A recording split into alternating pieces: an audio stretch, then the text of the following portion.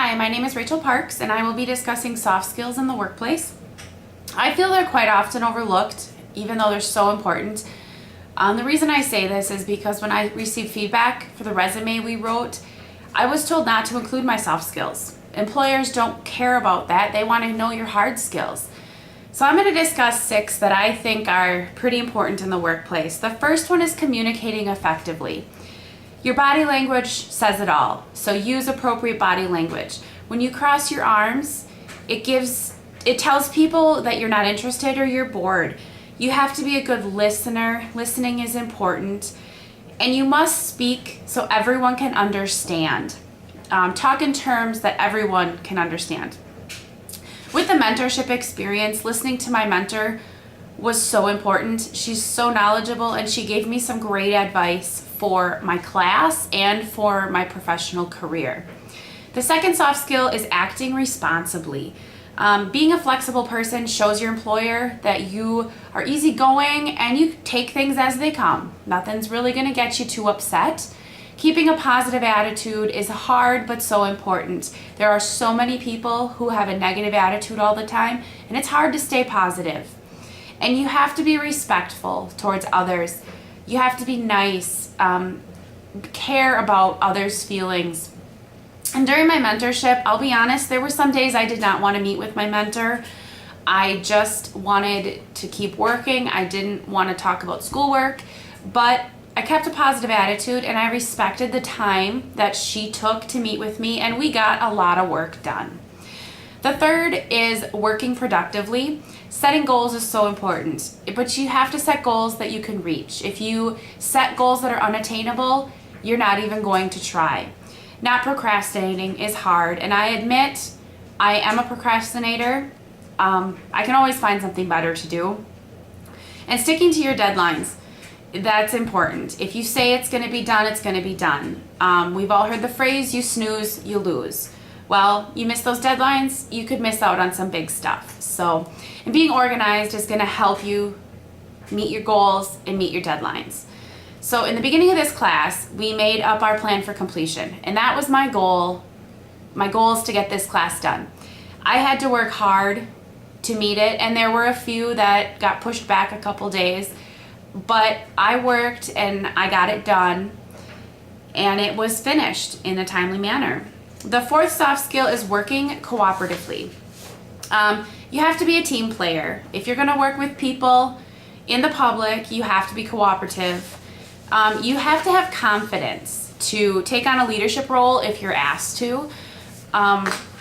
In where I'm working at the highway department, Ginny, who is my mentor, she's also my supervisor, we are in charge of keeping the highway department books in check. And it takes a lot of cooperation between the two of us to share our duties, ask for help.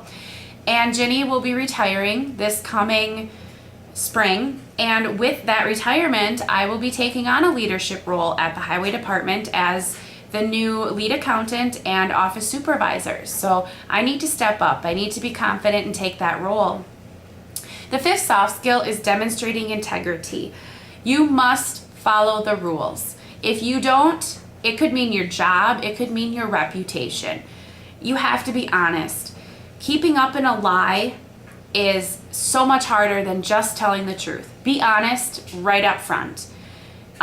Being a government entity, everything is public knowledge. There's nothing confidential. However, we have to use our reasoning and know when not to give out some information to somebody. If another employee is asking about somebody else's pay rate, somebody else's hours worked, we're going to get okay from human resources before releasing that information. The sixth soft skill, thinking critically and thinking creatively. You should need to be able to come up with some unique solutions, creative alternatives. Use your brain, think for yourself. And I think the biggest part is don't be afraid of failure. Take initiative, just do it. If it fails, try again. We all are afraid of failure. Nobody wants to fail, but you have to just stand up and do it. And working at the highway department, there's only 2 of us in the office. And our boss, the highway commissioner, he doesn't tell us how to do our job. He just tells us to get it done. So we come up with some creative ways to come up, to finish these projects. Between the two of us, we put our heads together, we brainstorm, and the projects get done. Interesting business practices. In America, we're so accustomed to the way we do it here. These were quite shocking. The 3 I found were from Spain, China, and Russia. The first one in Spain has to do with deadlines.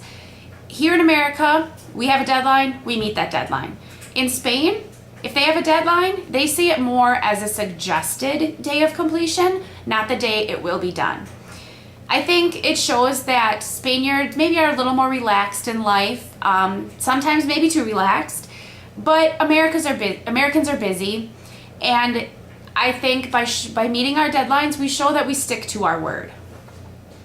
In China, they truly value a good relationship with their clients. They take time to get to know the person, have face-to-face meetings before the transaction even begins. In America, we aren't opposed to a strong relationship, but we value the transaction more than your friendship, we'll say. And I think this shows just how greedy and money-hungry Americans can be. We don't want your friendship, we want your money. In Russia, they rely so much more on written communication, whereas here in America, we all know how important our phones are. If we didn't have our phones, a lot of us would be lost. They don't rely on email, text. They have meetings. They feel it's easier to discuss in a meeting than discuss over a phone, which I agree with Russia on this one. A lot can be misinterpreted through written communication. A lot is not said through written communication. So in conclusion, we can see why soft skills are so important. They define the person you are. Are you a good worker? Can you step up and be a leader? Can you take initiative? Are you honest? All these questions are answered by the soft skills a person holds. I found these international business practices so interesting. The 3 I discussed, the relaxed deadlines in Spain, the strong business relationships in China, and the face-to-face contact in Russia, I think Americans could all learn something from these. Maybe we could relax a little bit more, get to know our clients before we take on a transaction with them, and I think, lastly, put our phones down, talk to people and have a little more meetings with people. Here are my references. These are the references I used for this presentation. Thank you for watching.